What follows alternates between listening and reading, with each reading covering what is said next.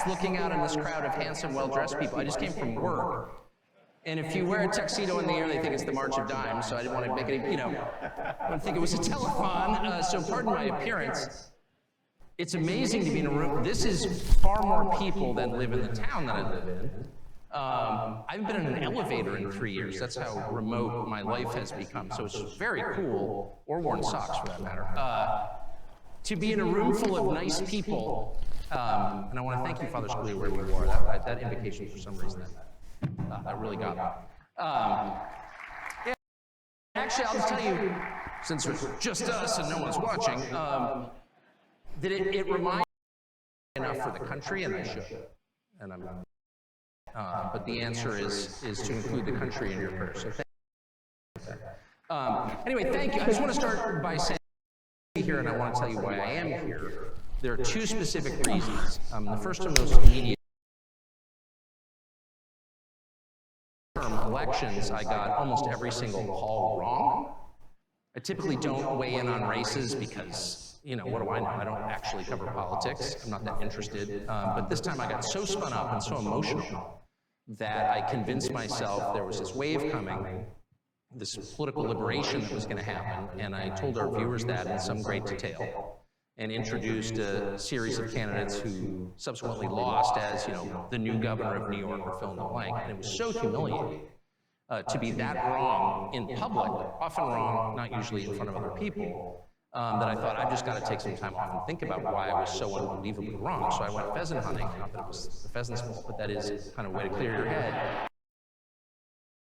And I wound up, because bird hunting really is, again, not good for the birds, but very good for you. And I wound up in Dakota with Kevin, among other people, including a couple of my college roommates. And I was so impressed by him as a person. And really, having spent my life in Washington, I can tell you, if you're not from here, the key question about anybody who runs any institution in Washington is, how false is this person? God sends messages, we can't immediately translate all of them, so I can't tell you what that meant. There clearly is meaning. The point is, the man who runs Heritage is not false at all. In fact, my assessment of him was, he's completely real. He's an honest person.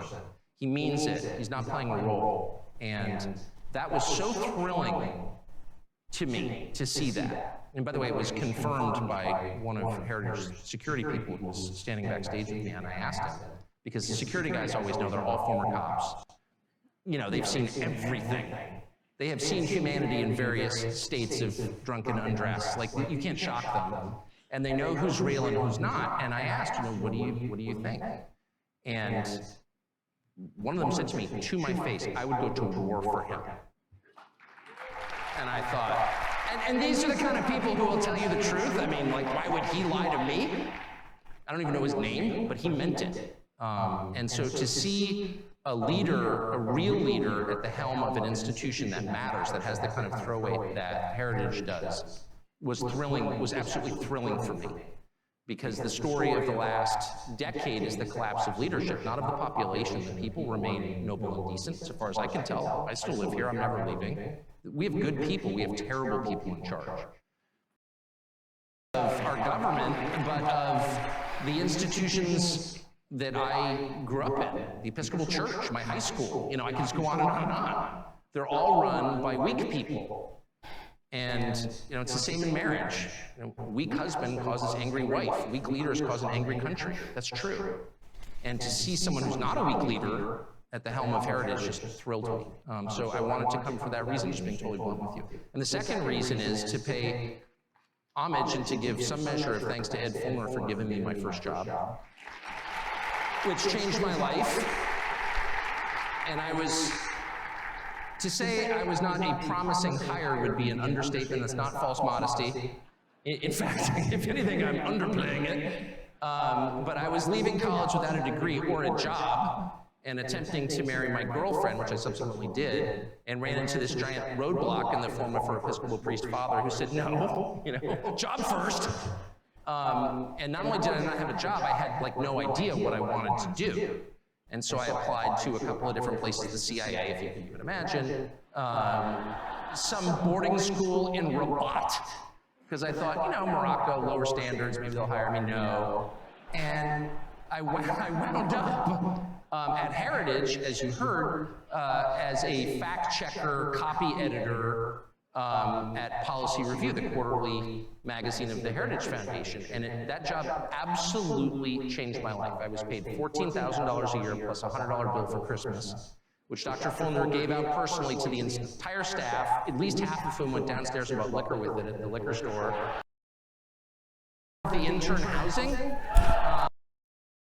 But it was a long time ago. It was so long ago I smoked in my office. That's how long ago it was. That's like riding a mule to work, just to put it in the context of American history. Smoke in your office? Yeah, I did. In fact, Matt Spalding told me to stop one day, and I thought, wow.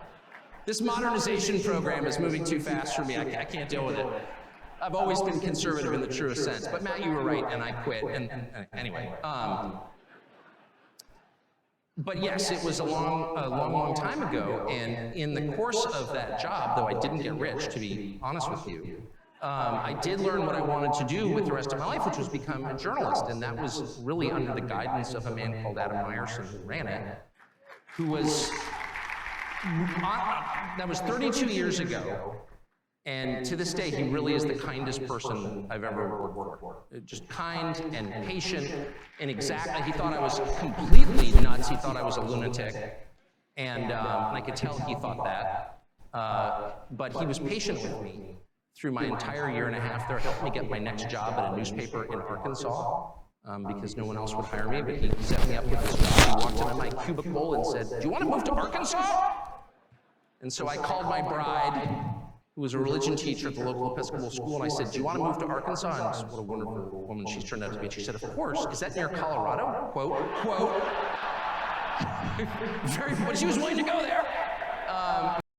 Easterner at heart, but and we did, and we loved it. But I got there because Adam Meyerson felt that it was his job to help me get my next job, because his job was to train up reasonable people and put them in journalism, even if it meant sending them to Arkansas. And I was thinking about Heritage this morning in the shower, not a place I think about it, but I did today. And what makes it great, and one of the best things about Heritage over time, longitudinally, 50 years say, is that Heritage has always hired a lot of people. And that is an underrated thing. It really is. Giving people a job, even if it's $1,000 a year plus a $100 bill for liquor, you change someone's life. You put them on a trajectory. At least I mean, I had not succeeded in school, to put it mildly, and I did not feel, I always felt like I was smart. Not one other person felt that way. Until I got to Heritage. I'm not sure they were super impressed, but they treated me like an adult. Because they had high intellectual standards. They were standards of honesty. And, you know, the idea at Heritage when I worked there wasn't just that, you know, we're fighting this war against the other side, of course. But it did not logically follow from that at Heritage that you could say whatever you wanted. Just because the other side was rotten didn't mean you could be rotten. They really hewed to the highest standards of factual accuracy, intellectual honesty. They really meant it. They did. And even if you didn't agree with them, they were very serious, but they're intellectually serious people. Every single person I worked with. The receptionist in the office at Policy Review was going to school at night to learn Russian. And then the week I started at Policy Review, the Soviet Union collapsed, which was an amazing thing. The coup against Gorbachev in the third week of August 1991 was the week I started at Heritage. And in retrospect, of course, you never appreciate the significance of things as they happen to you. You can't really know what the movie's about until it ends. But at the time, we didn't really appreciate how, well, two things. One, our entire political orientation was based on this war between the United States and the Soviet Union, this Cold War, but very much a war. And every part of our politics, as you well remember, those of you my age and older remember, every part of our politics revolved around that central conflict. We were in conflict with a country that was both anti-markets and anti-Christian.